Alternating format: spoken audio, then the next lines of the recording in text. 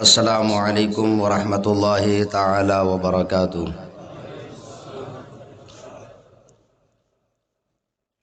الحمد للہ وکفا وسلام علی عبادہ الذین اصطفى، اما بعد فاعوذ باللہ من الشیطان الرجیم، بسم اللہ الرحمن الرحیم۔ شہر رمضان الذي انزل فيه القرآن، وقال النبي صلی اللہ تعالی علیہ وسلم: اقرأوا القرآن فإنه يأتي يوم القيامة شفيعا لأصحابه۔ آمنت بالله صدق الله العظيم وصدق رسوله النبي الكريم، ونحن على ذلك لمن الشاهدين والشاكرين والحمد لله رب العالمين۔ درس قرآن کو گر ہم نے نہ بھلایا ہوتا، درس قرآن کو گر ہم نے نہ بھلایا ہوتا، یہ زمانہ نہ زمانے نے دکھایا ہوتا۔ اور وہ معزز تھے زمانے میں مسلمان ہو کر، وہ معزز تھے زمانے میں مسلمان ہو کر، اور ہم خوار ہوئے تارک قرآن ہو کر۔ اور کسی شاعر نے بڑی اچھی بات کہی ہے کہ قرآن کیا نازل رمضان بنا ڈالا، قرآن کیا نازل رمضان بنا ڈالا، بخشش کے لیے کیا کیا سامان بنا ڈالا، بخشش کے لیے کیا کیا سامان بنا ڈالا۔ اور قرآن کی عظمت کو مٹائیں گے کیا یہ کافر، قرآن کی عظمت کو مٹائیں گے کیا یہ کافر، سینوں کو حافظوں نے جزدان بنا ڈالا، سینوں کو حافظوں نے جزدان بنا ڈالا۔ خطبہ مسنونہ کے بعد ہم اور آپ مل کر انتہائی عقیدت و محبت کے ساتھ ساری کائنات کے مرکز عقیدت مصطفیٰ جان رحمت، ہم غریبوں کے غم گسار سید ابرار و اخیار، ساری کائنات کے مالک و مختار نائب پروردگار جناب محمد رسول اللہ صلی اللہ تعالی علیہ وسلم کی بارگاہ ناز میں ہدیہ درود و سلام نچھاور کریں اور بابا سے بلند درود پاک پڑھیں۔ اللہم صلی علی سیدنا و مولانا محمد وبارک وسلم،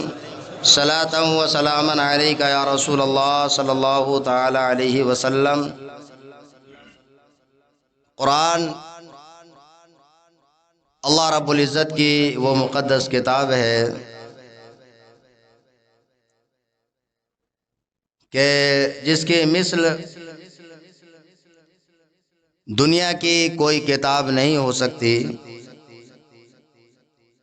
اس لیے کہ میں نے گزشتہ جمعے میں بھی یہ مثال دی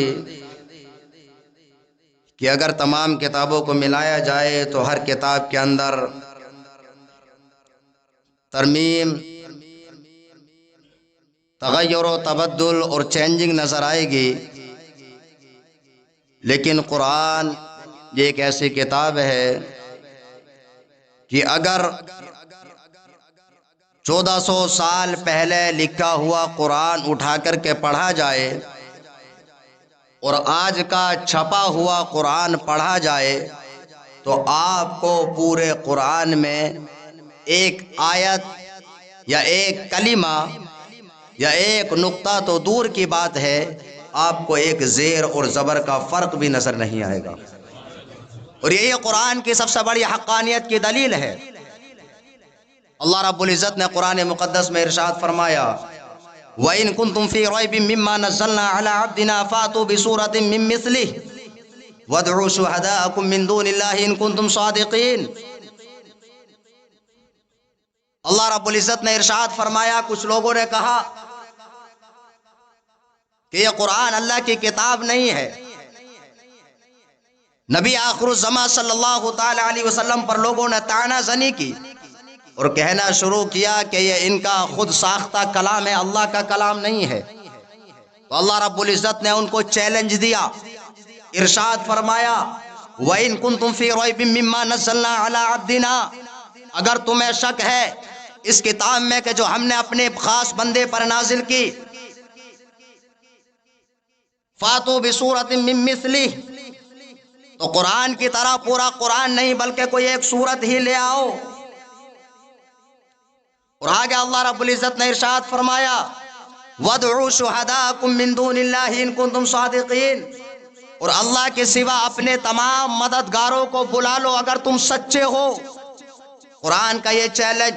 اس وقت اللہ رب العزت نے دیا اور آج تک موجود ہے، قیامت تک موجود رہے گا۔ آج تک کو کوئی قرآن کی طرح پوری کتاب تو دور کی بات ہے ایک کلمہ یا ایک آیت نہ لا سکا۔ اور اللہ رب العزت نے آگے ارشاد فرمایا فَإِن لَّمْ تَفْعَلُوا وَلَن تَفْعَلُوا فَاتَّقُوا النَّارَ الَّتِي وَقُودُهَا النَّاسُ وَالْحِجَارَةُ أُعِدَّتْ لِلْكَافِرِينَ۔ اللہ رب العزت نے ارشاد فرمایا کہ اگر تم ایسا نہیں کر سکتے اور ہرگز تم ایسا نہیں کر سکو گے، اللہ رب العزت نے ارشاد فرمایا تو انتظار کرو اللہ رب العزت کے عذاب کا کہ جو پروردگار عالم نے کفار کے لیے تیار کر رکھا ہے۔ حضرات اس سے پتا چلا کہ قرآن اللہ کی مقدس کتاب وہ ایسی کتاب ہے کہ جس میں کوئی شک و شبہ نہیں، اس کی طرح کوئی کتاب نہیں ہو سکتی۔ اگر کوئی اس قانون کے اندر، اگر کوئی قرآن کے اندر کوئی شک کرتا ہے، حضرات محترم وہ انسان جاہل ہے۔ اگر وہ انسان پڑھا لکھا ہوتا، اگر اس کے اندر عقل ہوتی تو قرآن پر انگلی نہ اٹھاتا، اس لیے کہ قرآن چیلنج دے رہا ہے کہ اگر تم کو اس میں کوئی شک ہے، اگر اس میں کوئی شبہ ہے، اگر اس میں کوئی ارتیاب ہے، اگر اس میں کوئی ریب ہے تو آپ اس جیسی کوئی ایک آیت بنا کر کے لے آؤ۔ لیکن آج تک کوئی انسان یہ جرات نہ کر سکا کہ قرآن کی طرح کوئی ایک آیت لے آئے، اور پھر بھی طعنہ زنی کرتے ہیں۔ اسی لیے ہم کہتے ہیں کہ پہاڑ اپنی جگہ سے ہل سکتا ہے، سمندر کی طغیانی جو ہے وہ ختم ہو سکتی ہے، ہوائیں اپنا رخ بدل سکتی ہے، لیکن قرآن مقدس میں اللہ رب العزت نے جو ارشاد فرما دیا کہ اس میں ایک حکم تو دور کی بات ہے، اس کے اندر ایک کلمہ بھی پوری دنیا مل کر کے کوشش کرے تو نہیں بدل سکتی ہے۔ اسی لیے ہم کہتے ہیں کہ ہے قول محمد، قول خدا فرمان نہ بدلا جائے گا، اور بدلے گا زمانہ لاکھ مگر قرآن نہ بدلا جائے گا۔ میں آپ کو ایک مثال دوں، یہاں پر آپ کو یاد بھی رہے گی اور آپ کو مزہ بھی آئے گا۔ اب سے تقریباً 1 صدی پہلے صدر الافاضل فخر الامازاغ سید محمد نعیم الدین مراد آبادی علیہ الرحمت و رضوان کہ جن کا حاشیہ آپ پڑھتے ہیں، قرآن جب کنز الایمان پڑھتے ہیں تو اس کے نیچے اور سائیڈ میں جو نمبر سے تفسیر لکھی رہتی ہے وہ سیدنا محمد نعیم الدین مراد آبادی علیہ الرحمت و رضوان کا حاشیہ ان کی تفسیر ہے۔ آرین سماج کے لوگوں سے، پنڈتوں سے ان کا مناظرہ ہوا۔ جب آپ کا مناظرہ ہوا تو آپ نے یہ آیت پاک پڑھی جو میں نے آپ کے سامنے پڑھی اور اس کا ترجمہ سنایا۔ انہوں نے کہا یہ دیکھو قرآن اب سے تقریباً 1350 سال پہلے نازل ہوا اس وقت کے حساب سے، لیکن اس کی طرح کوئی ایک آیت بھی نہ لا سکا، اور اس کا چیلنج آج بھی موجود ہے۔ تو اس لیے مان لو یہ اللہ کی کتاب ہے۔ تو وہ شخص کہنے لگا کہ آج تک، یہ آپ کے ذہن کو صاف کرنے کے لیے بتا رہا ہوں کیونکہ آج کا دور جو ہے بہت فتنہ اور فساد کا دور ہے، تو وہ کہنے لگا کہ مولانا صاحب آپ یہ بتائیے، مجھے آپ کے قرآن کے 14 پارے زبانی یاد ہیں۔ پنڈت جی کہنے لگے آپ کو گیتا کتنی یاد ہے؟ تو صدر اللہ فاضل مراد آبادی رحمت اللہ تعالی علیہ نے ارشاد فرمایا کہ آپ مجھ سے یہ سوال مت کرو کہ آپ کی کتاب مجھے کتنی یاد ہے، بلکہ میں آپ سے سوال کرتا ہوں کہ آپ کو تمہاری کتاب کتنا یاد ہے۔ اور آپ نے ارشاد فرمایا یہ قرآن مقدس کا اعجاز ہے کہ قرآن مقدس کو مومن تو مومن ہے، اگر کافر بھی یاد کرنا چاہتا ہے تو اس کے سینے میں بھی قرآن مقدس محفوظ ہو جاتا ہے، اور یہی قرآن مقدس کا اعجاز ہے۔ پھر اس شخص نے دوسرا سوال کیا اور کہنے لگا کہ آپ کے قرآن کے اندر چیلنج ہے کہ اس کی طرح کوئی ایک آیت لے آؤ، اور کوئی نہیں لا پایا، لیکن آپ گیتا کو بھی اللہ کی کتاب مان لو، اس لیے کہ اس کی طرح بھی کوئی نہیں بنا سکا۔ آپ نے بڑا خوبصورت جواب دیا، اس کو یاد رکھیے گا، اس لیے کہ ہم ان کی تفسیر کو پڑھتے ہیں۔ آپ نے ارشاد فرمایا کہ اگر ایک پہلوان شخص یہ چیلنج کرے کہ کون ہے جو مجھ سے دنگل کے لیے آئے، جو کشتی لڑنے کے لیے آئے، اور اگر کوئی انسان اس کے مقابلے کے لیے نہ آئے تو اس کو بنا مقابلہ کیے ہوئے گولڈ میڈل یا جو بھی اس کو انعام دینا ہوتا ہے دے دیا جاتا ہے، اور اس کو جیتا ہوا شمار کیا جاتا ہے، اس لیے کہ اس کے مقابلے کے لیے کوئی نہیں آ سکا۔ اب جب اس سے کوئی مقابلہ نہ کر سکا، اب ایک ضعیف شخص کھڑا ہو جائے تو لاٹھی لے کر کے چلتا ہو، آپ نے اسی طرح مثال دی، اور پھر وہ بھی کھڑا ہو کر کے کہنے لگے کہ میں بھی اس پہلوان کی طرح ہوں، اس لیے کہ مجھ سے بھی آج تک کسی نے مقابلہ نہیں کیا، تو آپ نے اس کا خلاصہ یہ بیان فرمایا کہ قرآن مقدس میں پروردگار عالم نے چیلنج دیا کہ اگر تم کو شک ہے تو اس کی طرح کوئی ایک آیت لے آؤ، اور ایک جگہ ارشاد فرمایا کوئی سورت لے آؤ، لیکن کوئی نہ لا سکا۔ لیکن آپ کی کتاب کے اندر کہیں بھی ایسا چیلنج موجود نہیں ہے۔ اس سے ثابت ہوا کہ قرآن مقدس اللہ رب العزت کا مقدس کلام ہے، یہ کسی بندے کا خود ساختہ کلام نہیں ہو سکتا ہے۔ حضرات محترم، جب اتنا سننا تھا، اتنا سننے کے بعد وہ شخص مبہوت ہو جاتا ہے، تو یہ قرآن مقدس کا اعجاز نہیں تو اور کیا ہے۔ قرآن مقدس کو اپنے تو اپنے ہیں، غیر بھی یاد کر لیتے ہیں۔ حضرات محترم، قرآن مقدس کا یہ اعجاز ہے۔ سیدنا خواجہ غریب نواز علی رحمت و رضوان فرماتے ہیں کہ قرآن مقدس یہ ایسی کتاب ہے، اس کی فضیلت کو ہم کیا سمجھ سکتے ہیں۔ آپ نے ارشاد فرمایا کہ کوئی انسان لا علاج بیماری میں مبتلا ہو، خواجہ غریب نواز علیہ رحمت و رضوان کو سب لوگ مانتے ہیں یا نہیں؟ ارے بولو،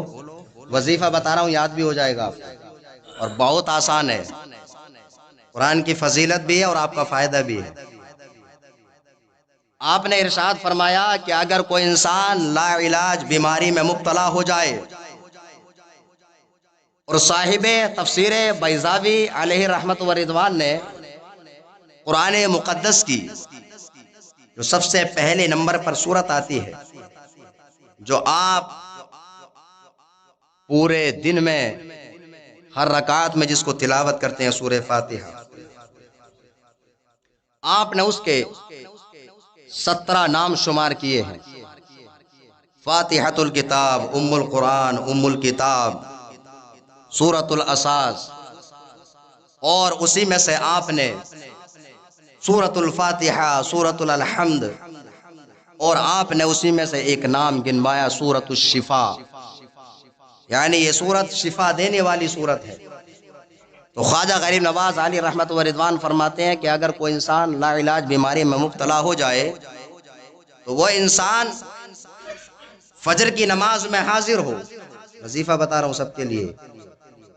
اور فجر کی نماز میں حاضر ہو کر کے خشوع اور خضوع کے ساتھ میں فجر کی 2 رکعت سنت نماز ادا کرے۔ اتنا پہلے آ جائے کہ سنت نماز پڑھنے کے بعد فرض کے بیچ میں کچھ وقت موجود رہے۔ ایسا نہیں ہونا چاہیے کہ فرض جماعت کھڑی اور آ کر کے سنت پڑھے اور وظیفہ شروع کر دیا، فرض چھوڑنا بھی جائز نہیں ہے، غلط مطلب مت نکال لیں۔ آپ فرماتے ہیں کہ خشوع اور خضوع کے ساتھ میں فجر کی سنت نماز ادا کرے اور اس کے بعد میں بیٹھ جائے اور سورہ فاتحہ کی تلاوت کر کے دم کرے، اللہ رب العزت کی رحمت سے امید ہے کہ جو انسان لا علاج بیماری میں مبتلا ہے، اگر وہ انسان ایسا کرے گا تو قرآن مقدس کی سورۃ الشفا یعنی سورہ فاتحہ کی یہ تاثیر ہے کہ پروردگار عالم قرآن مقدس کی سورت کی برکت سے اس کو شفا عطا فرمائے گا۔ حضرات محترم، یہ قرآن کا اعجاز نہیں تو اور کیا ہے۔ حضرات، قرآن مقدس کی شان بہت ہی عرفہ و اعلیٰ ہے۔ سرکار دو عالم صلی اللہ تعالی علیہ وسلم نے ارشاد فرمایا، یہ تو بات ہو گئی دنیاوی اعتبار سے، اب آخرت میں ہمیں قرآن مقدس کیا کام دے گا۔ سرکار دو عالم صلی اللہ تعالی علیہ وسلم ارشاد فرماتے ہیں، سنن ابن ماجہ کی حدیث پاک ہے، سرکار نے ارشاد فرمایا، اقرؤوا القرآن فإنه یأتی یوم القیامت شفیعا لاصحابی، اے لوگوں قرآن مقدس کی تلاوت کیا کرو، اس لیے کہ کل جب حشر کا میدان قائم ہوگا تو حشر کے میدان میں اپنے پڑھنے والے کی قرآن مقدس شفاعت فرمائے گا۔ حضرات محترم، کس طرح سے شفاعت فرمائے گا؟ سماعت فرمائیے، اللہ کے رسول صلی اللہ تعالی علیہ وسلم نے پورے نقشے کو بیان فرما دیا کہ کل جب حشر کا میدان قائم ہوگا، نفسی نفسی کا عالم ہوگا، ہر انسان اپنے شفیع کو تلاش کر رہا ہوگا کہ کوئی میری سفارش کرے اور مجھے اس عذاب سے نجات مل جائے۔ 50,000 برس کا ایک دن ہوگا اور سورج بالکل سر کے اوپر ہوگا، اور وہاں پر انسان کی کیفیت یہ ہوگی، انسان کا یہ عالم ہوگا کہ تمام کے تمام لوگ برہنہ ہوں گے، لیکن اس کے باوجود انسان کو اتنا ہوش نہیں رہے گا کہ کسی دوسرے انسان کو دیکھ سکے۔ کوئی انسان اپنے پسینے میں گردن تک ڈوبا ہوا ہوگا، کوئی انسان گھٹنوں تک ڈوبا ہوا ہوگا، یعنی جس کے جیسے اعمال ہیں ویسے اعمال کے اعتبار سے وہ انسان جو ہے عذاب میں مبتلا ہوگا، اور انسان اپنے شفیع کو تلاش کر رہا ہوگا کہ کوئی انسان آئے اور اس کی شفاعت کرے اور اس کو اس عذاب سے نجات مل جائے۔ ایسے عالم میں اگر کوئی انسان قرآن کا قاری ہے، قرآن کا پڑھنے والا ہے، قرآن کا حافظ ہے، قرآن کو اس نے اپنے سینے میں محفوظ کر رکھا ہے، حضرات محترم، ایسے عالم میں قرآن مقدس اس قاری کی شکل اختیار کر کے آئے گا اور اس کے پاس میں آئے گا اور آ کر کے اس کی شفاعت فرمائے گا۔ حضرات محترم، جب تمام کے تمام لوگ جنت میں جا رہے ہوں گے، قرآن مقدس اپنے صاحب کو، اپنے پڑھنے والے کو ہاتھ پکڑ کر کے لے کے جائے گا اور جنت کے اندر داخل ہو جائے گا۔ جب جنت کے اندر داخل ہوگا، تمام محلوں پر دیکھا جائے گا کہ فلاں محل پر اس شخص کا نام لکھا ہوا ہے، کسی محل پر اس کا نام لکھا ہوا ہے۔ قرآن پوری جنت کا چکر لگائے گا، اس کے ہاتھ میں قاری کا ہاتھ ہوگا۔ حضرات محترم، یہ اللہ رب العزت کی شان ہے کہ قرآن جس کو ہم آج کاغذ کی شکل میں دیکھ رہے ہیں، وہ پڑھنے والے کی شکل میں آئے گا اور ہاتھ پکڑ کر کے جنت میں اس کو چکر لگوائے گا، جنت میں اس کو گھمائے گا۔ وہ انسان جنت میں گھوم رہا ہوگا، قرآن مقدس اس کے ساتھ ساتھ ہے، لیکن پوری جنت کا چکر لگائے گا، لیکن کہیں بھی اس کو اس کے قاری کا نام لکھا ہوا نہیں ملے گا۔ جب قاری کا نام لکھا ہوا نہیں ملے گا، قرآن اپنے پڑھنے والے کا ہاتھ پکڑے گا اور واپس آ جائے گا، اور واپس آ کر کے کہے گا، اس کے چہرے پر مایوسی کے آثار نمودار ہوں گے۔ وہ کہے گا کہ تمام کے تمام لوگ تو جنت میں جا رہے ہیں، ان کے محلات پر ان کا نام لکھا ہوا ہے، لیکن میرے پڑھنے والے کا کہیں نام لکھا ہوا نہیں ہے، اس کی وجہ کیا ہے؟ مایوسی کے عالم میں باہر آئے گا تو پروردگار عالم کی طرف سے حکم آئے گا کہ یہ قرآن اپنے قاری سے کہہ دے، اس لیے کہ وہ انسان وہ تھے کہ جنہوں نے نیک کام کیے، ان کو جنت کے اندر محلات عطا کیے گئے یا محل عطا کیا گیا، لیکن قرآن پڑھنے والے کی شان یہ ہوگی، اے قرآن اس قاری کا ہاتھ پکڑ اور جنت میں داخل فرما دے، اس لیے کہ جنت کے اندر جتنے محلات ہیں وہ تمام کے تمام تیرے پڑھنے والے کی ملکیت ہے، اس لیے اس کا یہاں پر نام لکھا ہوا نہیں ہے۔ حضرات محترم، اس شان و شوکت کے ساتھ میں قاری قرآن کو قرآن ہاتھ پکڑ کے جنت میں داخل فرمائے گا، اور آپ کو یاد ہونا چاہیے، یہ تو شان ہو گئی قاری قرآن کی۔ آج لوگ اپنے بچوں کو اچھی اچھی تعلیم دلاتے ہیں، آپ کو معلوم ہونا چاہیے دین کی تعلیم سے ہم کتنے دور ہیں۔ وہ اس وقت کے پنڈت جی تھے کہ 14 پارے زبانی یاد کر لیے، اور آج مسلمان کو 2 سورہ یاد نہیں۔ اس پہلو کو بھی دیکھنا چاہیے۔ اللہ کے رسول صلی اللہ تعالی علیہ وسلم نے ارشاد فرمایا، صرف 1 منٹ میں بتا کر کے آگے بڑھ جاؤں، کہ اگر جب حشر کا میدان قائم ہوگا تو ایک شخص کو ایسا تاج پہنایا جائے گا، ایسا تاج پہنایا جائے گا کہ جس کی نورانیت کے سامنے، جس کی روشنی کے سامنے چاند اور سورج کی روشنی بھی پھیکی پڑ جائے گی۔ اب وہ شخص التجا کرے گا، اے رب یہ انعام، یہ مقام و مرتبہ مجھے کہاں سے ملا؟ تو اللہ رب العزت ارشاد فرمائے گا کہ تجھے یہ مقام اور مرتبہ تیرا بیٹا جو قاری قرآن ہے، جو قرآن کا پڑھنے والا ہے، قرآن کی تلاوت کرنے والا ہے، اس کی وجہ سے ملا ہے۔ تو اس سے یہ پتہ چلا کہ اگر کوئی انسان اپنے بچے کو قرآن کی تعلیم دیتا ہے تو کل حشر کے میدان میں اس شخص کے لیے شفاعت کا ذریعہ بنتا ہے۔ اور اللہ کے رسول صلی اللہ تعالیٰ علیہ وسلم نے ارشاد فرمایا کہ حشر کے میدان میں قاری قرآن 10 ایسے افراد کی بخشش کرائے گا کہ جن پر جہنم واجب ہو چکا ہوگا۔ یہ جملہ تمہارے لیے کافی ہے۔ اپنے بچوں کو قرآن کی تعلیم دو، اور قرآن یہ بہت بڑی دولت ہے، یہ ہم پر اللہ رب العزت کا انعام و اکرام اور اس کا احسان ہے کہ اس نے ہمیں قرآن جیسی دولت سے نوازا۔ اللہ رب العزت کی بارگاہ میں دعا ہے کہ پروردگار عالم ہم تمام کو قرآن مقدس کی تلاوت کی توفیق عطا فرمائے۔ پروردگار عالم ہم تمام کو قرآن مقدس پر عمل پیرا ہونے کی توفیق عطا فرمائے۔ وآخر دعوانا الحمدللہ رب العالمین۔ السلام علیکم ورحمۃ اللہ وبرکاتہ۔ آپ حضرات کھڑے ہو جائیں اور بیچ کی جگہ جو ہے پر کر لیں۔